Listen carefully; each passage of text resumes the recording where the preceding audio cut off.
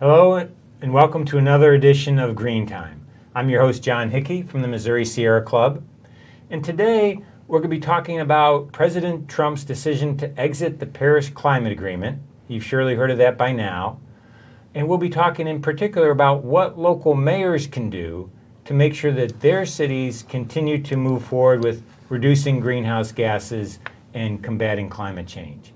And to have this discussion, we're fortunate to have two mayors here from the St. Louis area to talk about what they're doing.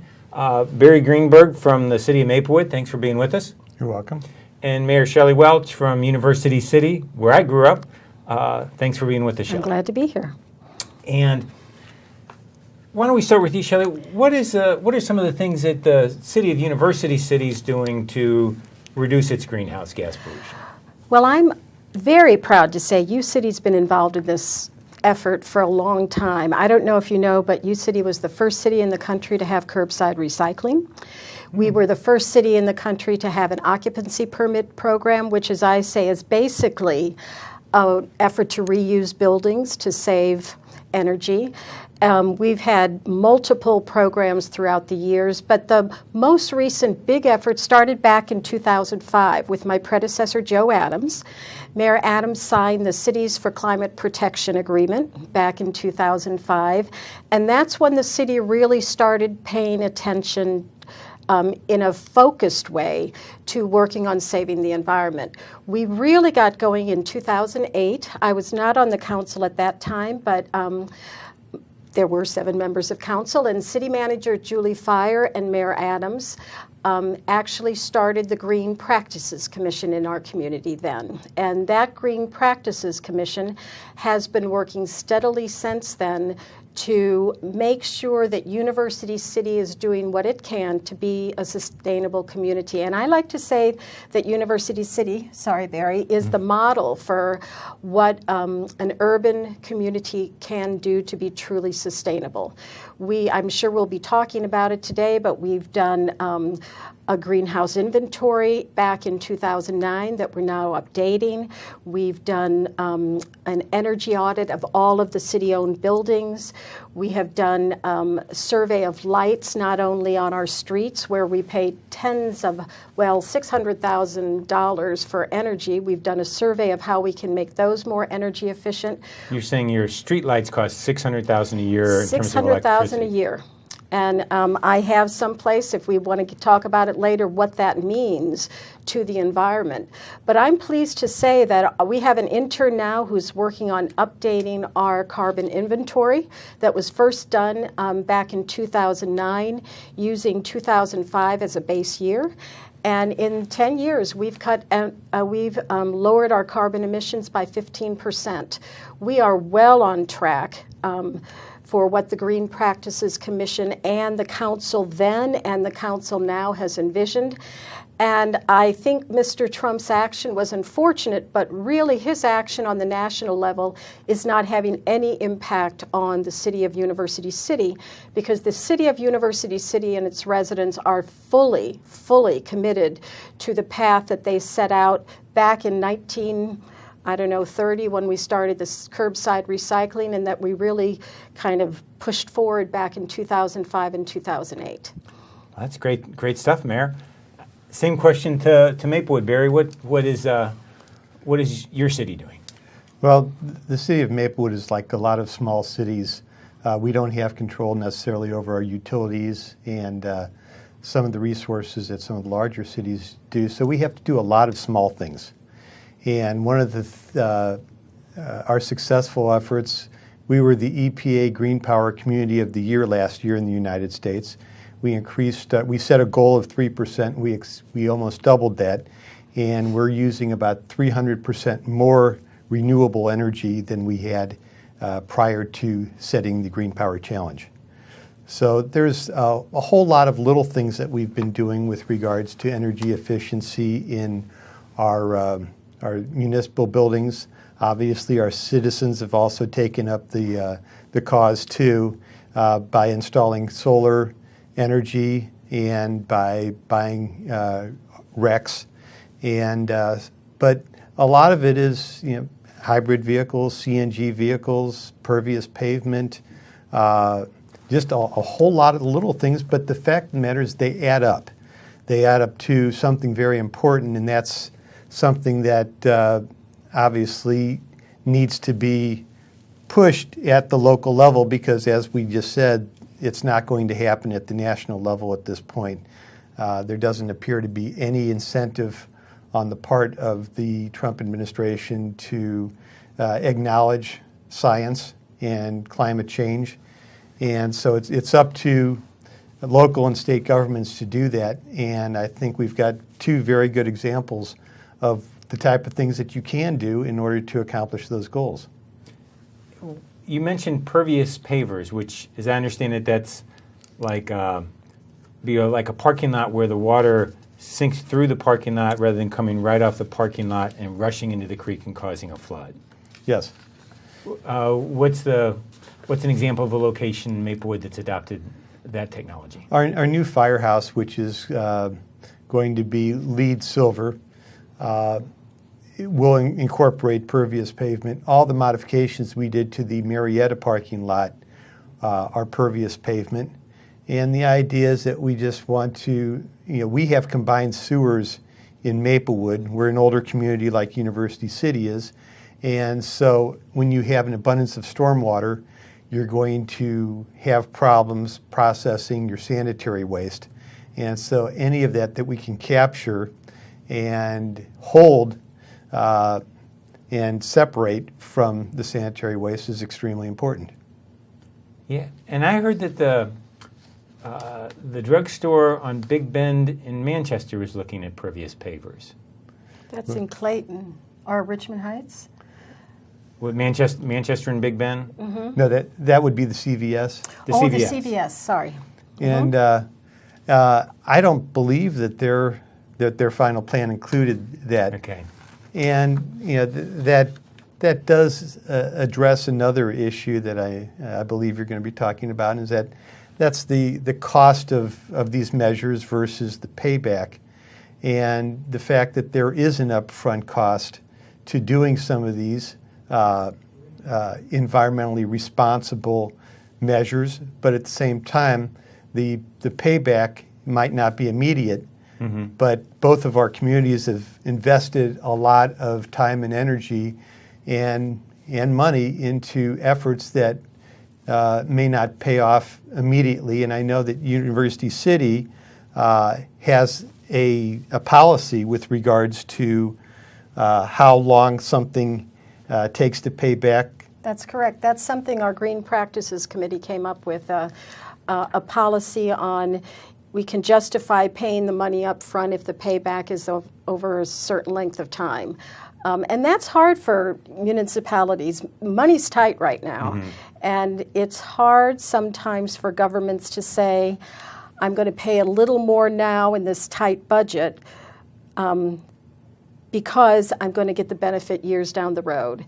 It's a hard decision, but it's worth it. Our intern who's looking at our inventory showed that we are, our 11.5-year payback on the lighting or the upgrades in our city buildings is actually coming back faster than we planned. It was going to be an 11.2-year payback, but the first year has shown we're saving $46,000 a year, so it's going to be faster than that. So, but it's a hard decision in a tough time, because if you're spending the money here or borrowing the money here, you're not using it for something else. And what kind of, when you're making investments like this, say back to you, Barry, do the citizens that you talk to, the citizens of Maplewood, understand that investing now for the future gain in terms of lower cost to operate the city in cleaner air? Well, our citizens have been extremely supportive of our environmental efforts and our sustainability efforts, and they understand that City Council and the mayor and the staff have to establish priorities. A lot of people want their streets repaired, but at the same time, they understand that there's investments that we need to make in our future and our infrastructure, and we need to do that in an environmentally responsible manner. So I think our citizens, the response I've got has been extremely positive. Well, and let's get back to this, but let's first take a short break, and we're going to look at a video that talks about 10 different steps you can take if you disagree with what President Trump has done on the Paris Climate Agreement. Talking to your city hall is going to be one of them, but let's look at the other 9 as well. So let's take a view.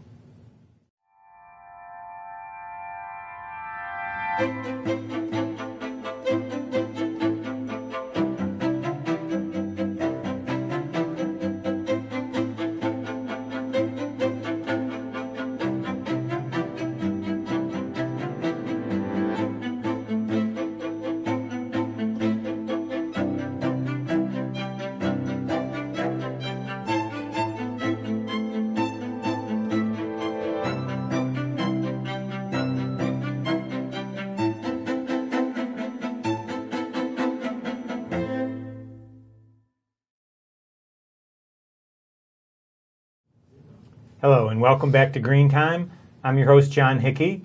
And on that video you just saw, notice that item number 3 was talk to your mayor if you want to see the United States reduce its greenhouse gas pollution and address climate change on that list of 10. And we have 2 mayors with us this evening talking about what they and their cities are doing. Mayor Greenberg from the city of Maplewood, Mayor Welsch from the city of University City. Thanks again for being with us. Glad to be here. And right before the break, Barry, you're talking about the support you've got from citizens of Maplewood. And I remember recently reading a letter to the editor in the St. Louis Post-Dispatch from a Maplewood resident making that very case, supporting the city's action on climate. And he said that when he first moved to Maplewood, it was for the clean air because there's cleaner air than St. Louis City, and that he had a family member who had breathing issues, and so they came to the green fields of Maplewood to escape air pollution, which I thought was a great story. Well, I think that one of the aspects of being a mayor is that you get to make philosophical statements, and that's what I feel that I was elected to do. And so signing on to We're Still In is, I thought, was important.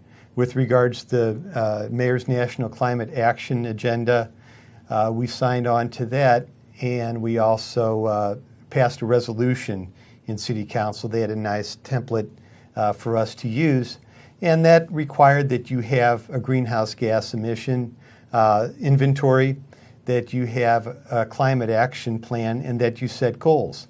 And Shelley, mentioned that University City has been doing that for a very long time, and I'm very familiar with their efforts and the people that have been involved in that. And we have some really wonderful people in Maplewood helping us out on our Sustainability Commission, which I created a number of years back.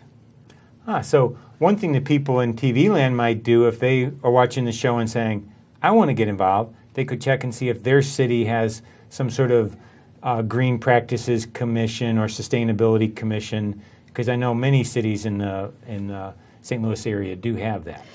Definitely, you should check out, and if your city doesn't have it, I would talk to your elected reps and suggest that they put one together. I think there are so many people within our larger region who want to work on this issue and will be there when you decide to set something up. Our Green Practices Commission started as a committee in 2008, and those initial 7 members were on it 5 and 6 and 7 years later, and we had more people who wanted to be involved than those 7, of course. So if it's doesn't exist, encourage them to make it exist. And there's so much going on in U City and Maplewood and other communities that can be a model for how you get up and running. I will admit, I think when the work first started, it's daunting, but when you see that other communities have figured out how to do it and have a template that they might share with you, it becomes much more, it's much more approachable, and it's well worth doing. And I imagine in many cities, you'll have citizens who are experts in some area that's relevant to that committee. Like, I believe you've got some people on the University City Commission that are experts on building energy efficiency. Well, one of our initial committee members and then commission members was a gentleman named Tim Michaels, who is an architect, but who has been involved in energy efficiency for a generation. He is very, very advanced. And I was just talking to him last week about an idea he has for checking on the cost, the payback time if we converted our fleet to Teslas.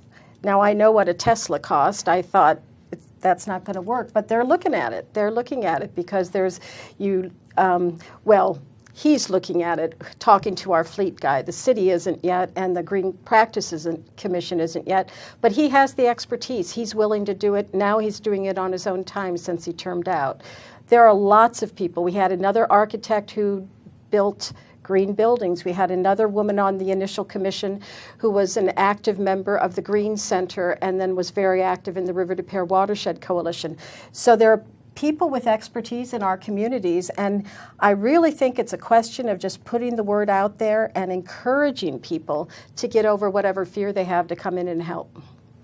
And jumping back to Maplewood, Barry, what is the single thing that your city's done, the top achievement you feel has made that had the highest impact for the effort put in?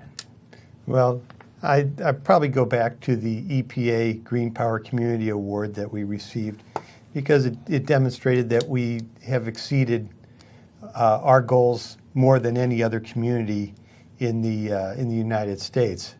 But the bar has been set now, and we have to keep on jumping over it. And that's one of the reasons that we did sign up for the Sierra Club's Mayors for 100% Renewable Energy, because you do have to set goals. And the Sierra Club has made a very bold challenge for everyone. But if we don't set those goals, we're definitely not going to achieve them. Yeah, and it's amazing what some cities in this state are doing. We have a lot of viewers of this show who live in the Springfield area. Right now, the municipal utility in Springfield, Missouri, is about 36% wind and solar, and they're about to acquire another 100 megawatts of wind to increase that even more. And then a neighboring community to Springfield, Nixa, just had a groundbreaking recently for what's going to be the biggest solar farm in the state of Missouri, Cool. which will serve the municipal utility there in Nixa. Mm-hmm.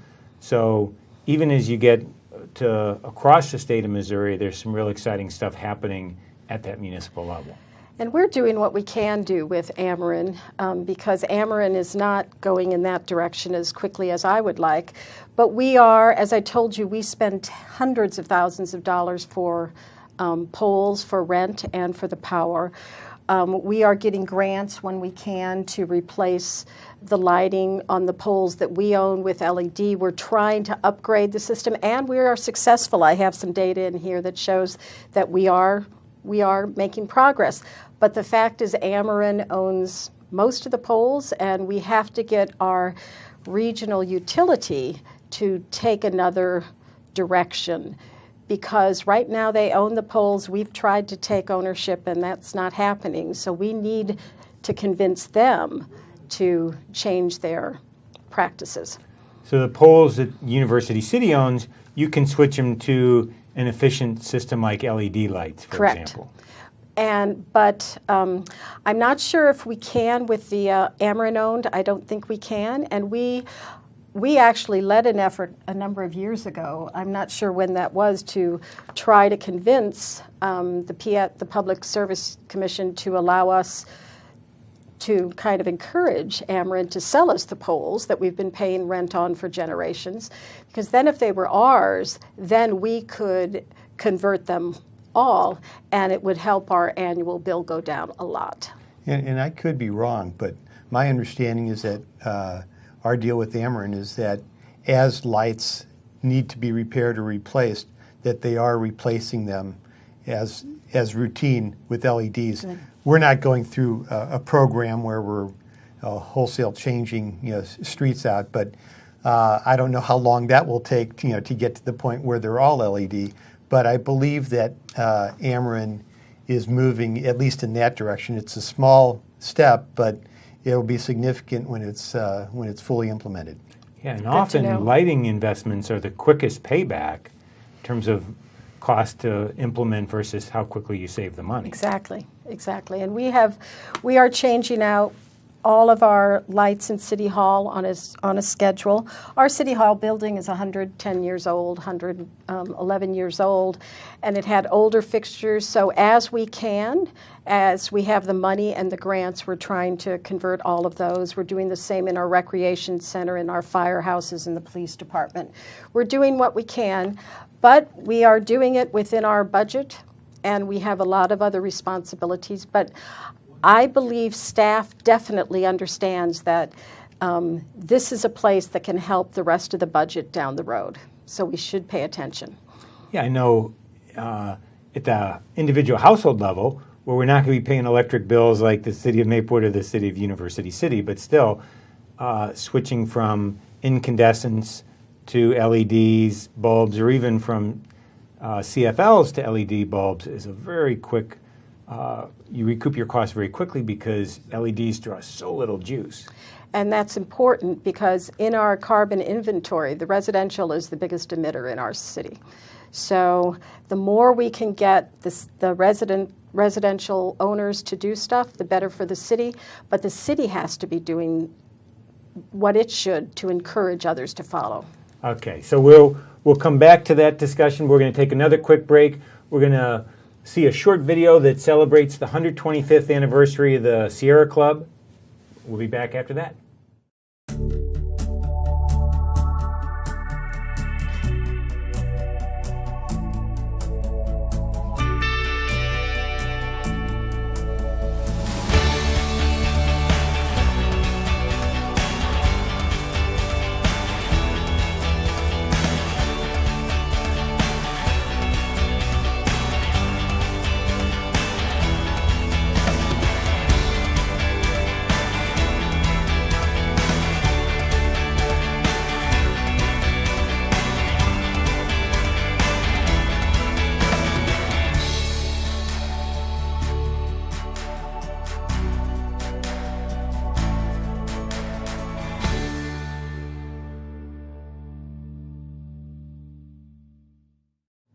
Hello and welcome back to Green Time. I'm your host, John Hickey from the Missouri Sierra Club. On today's episode, we're talking about what can cities and mayors do to address climate change. We have two great guests, Mayor Greenberg from the city of Maplewood, Mayor Welsch from the city of University City. We're coming to the end of our program. Let me give each of you a chance to give advice to your fellow mayors out there in TV land. What advice would you have for other cities that want to follow this lead? Well, I think one of the first things that we did is a greenhouse gas inventory, emissions inventory, so that we can see where we're at, and you have a much better understanding of what the problem is. And then after that, I think the next step is to move on to a climate action plan, because that data doesn't solve the problem. It tells you what the problem is, and then it's up to our cities and certainly not the federal government at this point to solve those problems. Okay, great. Shelley, your advice. Well, my advice is if you don't have a citizens group at this time that's working on this issue, I really encourage the mayors to start one, or the councils or the boards to start one, because there are a lot of people within the community who want to help. And to bring their expertise into the process really helps the council and the staff to focus the efforts as you move forward. I think that's very important. I also think it's important to realize if you're really committing to this, you're committing to it not just now, but for years to come in hiring, putting a little money aside every year for the various studies. I know we hired a company to do the energy audit of our city.